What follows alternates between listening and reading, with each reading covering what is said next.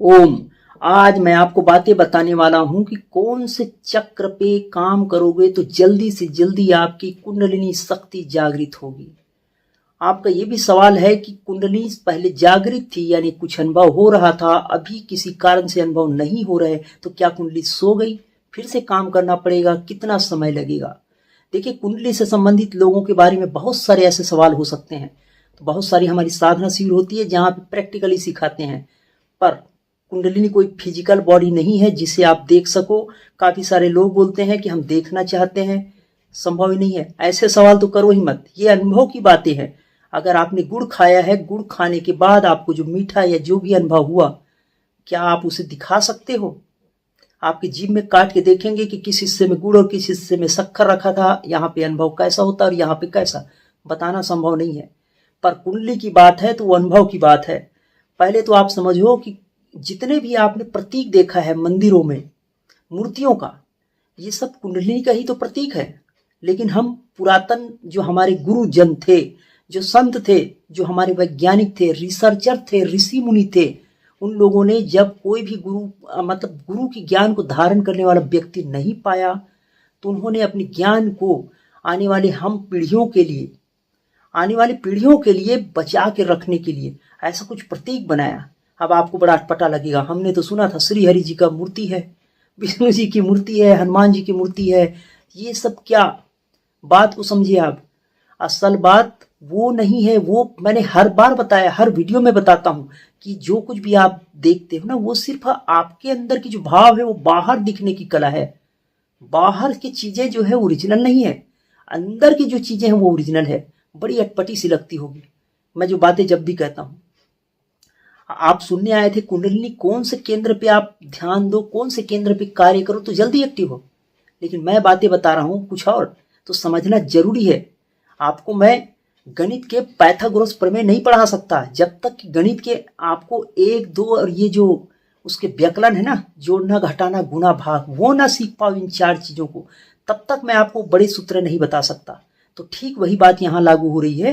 कुंडलिनी का मतलब है आपके अंदर सोए हुए ऐसे केंद्र जो कि हर एक में रहता है, सब में रहता है, सजीव से लेकर निर्जीव तक, बशर्ते कि सजीव ही उसे एक्टिव कर सकते हैं।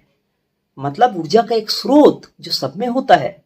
किसी भी वस्तु को उठा लो और उसमें अगर आप कोई लेंस से देखो तो एक ओरा बनता हुआ दिखेगा, मतलब उसके अंदर भी ऐसी बात है कुछ, लेकिन वो सुप्त अवस्था है, जड़ है। तो सिर्फ कुंडलिनी चक्र जागृत कर सकता है वो है चेतन, और उन चेतन में भी जो विवेकशील व्यक्ति है वही। अब व्यक्ति तो दो प्रकार के होंगे, अविवेकी और विवेकी। तो बात करते हैं विवेकी की, तो इन कुंडलिनी को जगाने के लिए कौन से केंद्र पे आप ध्यान दोगे?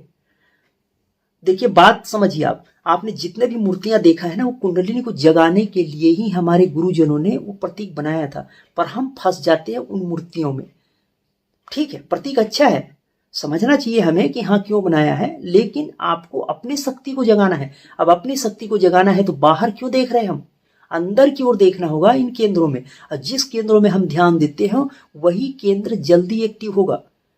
आपके पास 7 केंद्र है, मूलाधार से लेके सहस्त्रसार तक। अब मैं सहस्त्रार की बात में याद आया मुझे, विष्णु जी की मूर्ति आपने देखा है, हजारों फन लिया हुआ ऐसा सर्प। शिवलिंग में आपने देखा है हजारों फन लिया हुआ, पर हम क्या करते हैं, शिवलिंग को ही श्रेष्ठ मान रहे हैं। वो प्रतीक है हमारी आत्मशक्ति को जगाने का। वो जो आप देखते हो ना लिंग जो आकार, वो दिव्य, वो आनंद स्वरूप है। मैंने तो कुछ वीडियो में ये भी देखा कि कोई व्यक्ति जो बड़ा बड़ा बड़ा है नाम से, वो ये बता रहे हैं कि यहाँ पे ये मूर्ति हम बना रहे हैं और इसको अगर आप ध्यान लगाते हो, हाँ आपके बातों पे श्रद्धा करके लोगों की फायदा तो होगा, पर वो उसी जगह अटक जाएंगे जैसे कि बहुतों ने अटका था। जैसे कि एक उदाहरण देता हूं, रामकृष्ण परमहंस जी मूर्ति में ही अटक गए थे। बोलोगे वो तो काली प्रत्यक्ष होती थी, क्यों ना होगी, काली ही क्यों, महाकाली भी प्रत्यक्ष होगी आपकी श्रद्धा से। मुख्य क्या है, वो मूर्ति नहीं, मुख्य है आपकी श्रद्धा, मुख्य है आपकी विश्वास। वो बंदा तो क्या कर रहा, बड़ा एक मूर्ति बना रखा, सबको वहीं बिठा रखा। भाई वो प्रतीक है जो बना रहे हो, माध्यम है, ठीक है आपकी शक्ति को जगाने के लिए काम करती है, पर इतना भी नहीं कि आप अपने को ही भूल जाओ। तो आप समझिए कि हजारों जो फल लिए हुए, जो हर एक मूर्तियों में, हर एक भगवान की जो हम प्रतीक बनाते हैं, हमारे गुरुजनों ने यही बना रखा कि अपने को जगाने का, यहाँ से देख के समझने का। अब 3.5 जो भी मतलब आप सर्प देखते हो, ऐसा क्यों? लेकिन जब हम आत्मलिंग या जो भी परमात्मा का या विष्णु का, गणेश जी का मूर्ति देखते हैं तो हजारों फैन ऐसा खुला हुआ रहता है, मतलब जागा हुआ, जिसकी कुंडली जागी है। अब सोया हुआ का मतलब, अब सोया हुआ का मतलब जिसके हजारों फैन नहीं होंगे। तो हमारे ऋषि मुनि ने इसीलिए बनाया था। अब बाहर मत देखिए और आपको अंदर देखनी है। अब बात आती है कौन से केंद्र पे। तो अगर आपने पहले केंद्र पे ध्यान दिया, वैसे 99.9 लोगों का तो पहले केंद्र पे ही ध्यान होता है, तो उनका वहीं पे रहता है। अगर आपको सबसे अच्छी बात बताएं तो आपको कहाँ ध्यान देना चाहिए? जो मास्टर चाबी है, जो आपकी शिखर है।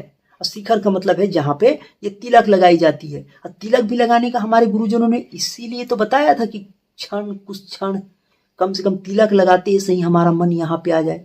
और जिस भी केंद्र में आप काम करोगे, मन की तरंगों को लेके आओगे, वही केंद्र ज्यादा एक्टिव होगा। और अगर आप पहले केंद्र में ध्यान करते हो तो इस केंद्र में आने के लिए, 6वें केंद्र में आने के लिए काफी समय लगेगा। तो बेहतर तो यही है कि जो आप मूल केंद्र को छोड़कर, जो मूल आधार है उन्हें छोड़कर, जो श्रेष्ठ शिखर है वहां पर आओ।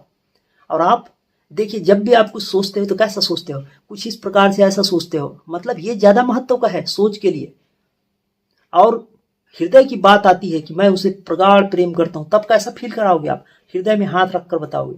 तो अगर आपको करना ही है तो ये देखिए, आपका 4था केंद्र या फिर 6वां केंद्र पे करना चाहिए।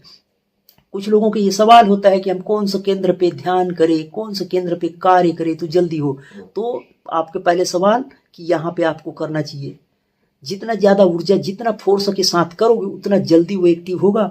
आप कहते हो कि कितने जल्दी एक्टिव होगा, तो वो आपके ऊपर डिपेंड करता है कि कितनी श्रद्धा है, कितनी विश्वास है, कितना फोर्स के साथ अपनी मन की ऊर्जा को ऊपर लेकर आते हो। अगर आप नीचे की ओर ही बहती ऊर्जा में ध्यान देते हो तो नीचे ही बहते रहेगी। ऊपर आना बहुत कठिन है, नीचे जाना बहुत ही आसान। आपको इन कार्य करते वक्त, कुंडलिनी से संबंधित ध्यान करते वक्त बहुत सारी ऐसी बाधाएं आएंगी कि आपको नीचे के लोग जल्दी लुभावित होंगे, आपसे प्रभावित होंगे और आप उनसे फिर से घुलने मिलने लगोगे। तो जैसे ही आपकी शक्ति उन लोगों के साथ, जैसे लोग आपके दुश्मन थे, आपसे आलोचना करते थे, और अब आप हाथ मिलाने लगे हो, उनसे बातें करने लगे हो, क्योंकि आपसे बातें करके उन्हें अनुभव होता है शांति का, कुछ ऐसा फील होता है दैविक शक्ति का, आत्मिक शांति का, जिसके कारण वो जल्दी से आपसे आकृष्ट होते हैं और आप उनसे घुलने मिलने लगते हो, उनसे प्रभावित होने लगते हो। प्रभावित आप हो रहे हो, वो तो हुए थे इसलिए आए थे, लेकिन अब आप भी हो गए। जबकि आपको अपने रास्ते में चलते रहना चाहिए था, अपने मार्ग में लेके आना चाहिए था, लेकिन आपने क्या किया? आप उनके मार्ग में चले गए, तो आपकी शक्ति सुप्त हो जाएगी। लोगों के सवाल होता है कि हमारी कुंडली पहले एक्टिव थी, कुछ अनुभव हो रहे थे। अब कुंडली एक्टिव को इतना भारी बात समझ रखे लोगों ने। सभी की एक्टिव रहती है, किसी की इतनी, किसी की इतनी, 0.1%, 2%, 10%, 20%, बहुत कुछ हो सकता है। और उसके ऊपर आओ तो फिर बहुत कुछ चमत्कारिक बातें हो जाए। और वैसे भी मैं ऐसे ही साधना जानता हूं, जिसे जानने के लिए आप मेरे चैनल पे जुड़े रहना। मैं आपको फिर से बताऊंगा, आपको उसको ठीक ठाक बताऊंगा। पहले भी बता रखा, लेकिन जिन लोगों को समझ में नहीं आया, 40 दिन की गारंटी वाली साधना, गारंटी कह रहा हूं मैं, गारंटी, फिर से रिपीट किया मैंने, 3 बार कहा ये बात, पूरी तरह से गारंटी। और कहता हूं, अगर आपने उतने दिन कर लिया तो आपकी कुंडली एक्टिवेट हो ही जाएगा। बहुतों का हुआ है, हमारे साधना केंद्र में आते हैं, 3 दिन में ही वो चमत्कार महसूस कर लेते हैं। बस आपको कुछ बातें ऐसे सिखा देंगे कुंडली चक्र जागृत करने का। बहुत से जगहों में हमारी साधना शिविर होती है, तो बातें मैं बता रहा था कि कौन से केंद्र में, तो 6वें केंद्र में करो, जिससे सारे केंद्र आपके एक्टिव हो जाए। और मैंने बातें बताया प्रतीक की, तो वहां मत उलझे रहो, बाहर न देखो, अंदर की ओर भी आओ कि ये विष्णु जी की मूर्ति के आगे इतने सहस्त्र फेन वाले सांप क्यों दिया गया है? कुंडलिनी जागृत हो जाने का प्रतीक है वो। जैसे बुद्ध के सर पे आप देखते हो इतने छोटे छोटे बाल के, छोटे छोटे, क्यों? क्या उसने बाल को ऐसे गांठे बना रखा था? अब एक उदाहरण लीजिए, बाल जो है ऐसे लटाए फंसी हुई दिखाई जाती साधु संतों में, ऐसे क्यों? और उसी का तो नकल करते हैं लोग। क्या नकल करते हैं कि कहीं से कुछ, या फिर कंघी नहीं चलाए तो ऐसा फंस गया।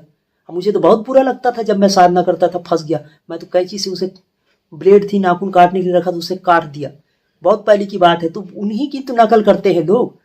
लेकिन अच्छी बातों को नकल करना चाहिए। अब वो ये कि 1000 फेन वाली सांप का मतलब है कुंडली जागृत हो गई है। अब बाहर ना अटक के आपको अंदर आनी है। आंखें बंद करिए, थर्ड आई पे ध्यान दीजिए, सारे केंद्र एक्टिव होना चालू होगा। तो ये बात मैंने बताई। और दूसरी बात आपको ये ध्यान रखनी है कि आप कुंडलिनी जागृत कर चुके हो तो वो सो भी तो सकती है। जैसे कि आप लोगों से, नीचे लोगों के साथ में घुलते हो, मिलते हो, बातें करते हो। कहने का मतलब आंखों से, हाथों से, वानियों से आप अपनी ऊर्जा को प्रवाहित कर रहे हो। उनमें बड़ी भरी हुई बाल्टी नीचे की ओर ही प्रभावित होगी, ना कि खाली से कुछ ले सकते हो। हाँ, आपको देना चाहिए, लेकिन आपको फिर से तपस्या करनी पड़ेगी, फिर से आपको गुरु शरण जाना पड़ेगा और आपको फिर से वही तपस्या करनी पड़ेगी।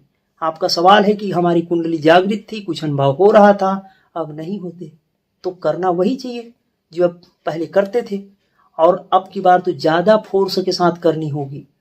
अच्छी बात तो है कि आपने कुछ किया था जिसके कारण अनुभव हुए थे। कैसे करने से अनुभव हुआ था वो आप जानते हो। तो आपको मैंने 3 बातों का जवाब दिया है। पहला, कौन से केंद्र में, कितने दिनों में, और वो मूर्तियों को प्रतीक के बारे में मैंने बताया।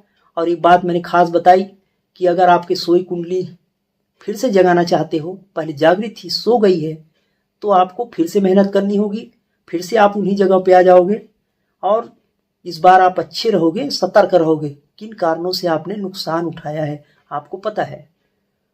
और एक खास बात मैंने बताया कि अगर आप हमारे साधना शिविर में आकर इन बातों को सच में अनुभव करना चाहते हो, तो बहुत सी जगहों में हमारी साधना शिविर है। मैं आपको पता बता देता हूँ। महाराष्ट्र में हमारी साधना शिविर है, छत्तीसगढ़ में है, उत्तराखंड में है, हिमालय में, और उसके अलावा और भी बहुत सी जगह, हैदराबाद में है, पंजाब में होता है, आसाम में होता है। बहुत सी जगहों में आप जुड़ सकते हो और प्रैक्टिकली अनुभव कर सकते हो। जो भी आपको कुंडली से संबंधित आपकी कोई सवाल हो तो लिख दो, ताकि मैं इस बार जैसे जवाब दे रहा हूँ वैसे ही आके आपको जवाब दे सकूं। अभी हमारा फरीदाबाद दिल्ली में है 25, 26, 27 से, तो ये हमारी शिविर चालू है। इसमें भी शामिल हो रहे हैं लोग। कुछ कुछ क्लिप्स आप देखते होंगे। लोगों को लगता है कुंडली बहुत बड़ी बात है, बड़ी बात नहीं होती है। हाँ, पूर्ण होना बड़ी बात हो सकती है, शुरुआत होना बड़ी बात नहीं है। जैसे हजारों कदम पहले कदम से ही चली जाएगी। जब आप इस मंजिल में, इस रास्ते पे आओगे नहीं तो मंजिल कहाँ से पाओगे। तो आपको विश्वास करना चाहिए। हजारों लाखों ने ऐसा करा है, आप भी कर सकते हो।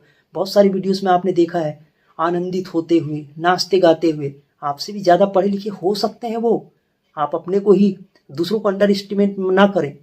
हो सकता है आपसे ज़्यादा पढ़े लिखे हैं। कभी मैं किसी साधना शिविर में किसी से पूछ के बताऊंगा कैमरा लगा के। आप जुड़े रहो। आपको भरोसा नहीं होता ना कि कुंडली एक्टिव होती है। सभी लोग नए होंगे, वो खुद ही बताएंगे। आप पहली बार देख रहे हो, वो भी तो पहली बार ही देखा था। आप पहली बार करोगे इस विद्या को, वो भी पहली बार किया था। तो आपको मैंने ये केंद्र बताए हैं कि 6वें केंद्र पे ध्यान दो और आपकी कुंडली जो है जागृत होना चालू होगी। जागृत होने का मतलब है हल्का प्रकाश दिखेगा, फिर ज़्यादा बढ़ते हुए फिर और बाकी 7 करोड़ से ज़्यादा अनुभव होने चालू होंगे। कुंडलिनी जब जागती है तो बहुत सारी योगिक क्रियाएं होती है। डरने की बात नहीं है। अपने गुरु मुख से परामर्श लेते रहो, करते रहो। परमात्मा से प्रार्थना करता हूँ कि आप कुंडलिनी चक्र जागृत करो, भक्ति पाओ, मुक्ति पाओ, आनंद पाओ, शांति पाओ, अपार ज्ञान पाओ, अपार सफलता अर्जित करो। हमारे शिविर में शामिल होना है, सवाल जवाब के लिए नहीं, सिर्फ शामिल होना है। सवाल जवाब के लिए हमारा वीडियो देखते रहो। हर वीडियो में आपको जितने भी सवाल है सबके जवाब मिल जाएंगे। अब ना मिले तो कमेंट बॉक्स खुली है, फोन ना करिए। और शिविर में आना है तो भी फोन ना करें, व्हाट्सअप करिए, सिर्फ पता बताएंगे। और निःशुल्क साधना शुरू होती है। और वो मैं जो पहले बताया था कि 40 दिन की साधना वाली, उसके लिए तो हमारे पास कमरा भी अवेलेबल है फ्री में। बस आपको उस कमरे में रहना है, खाने का खर्चा नॉर्मली करनी है और सब कुछ फ्री में आपको मिल जाएगा। बस धन्यवाद। आज के लिए इतना ही। फिर हमसे जुड़ना चाहते हो तो बने रहिए, मिलते रहिए और हमारे शिविर में आके आगे की मार्ग आप सीख सकते हो।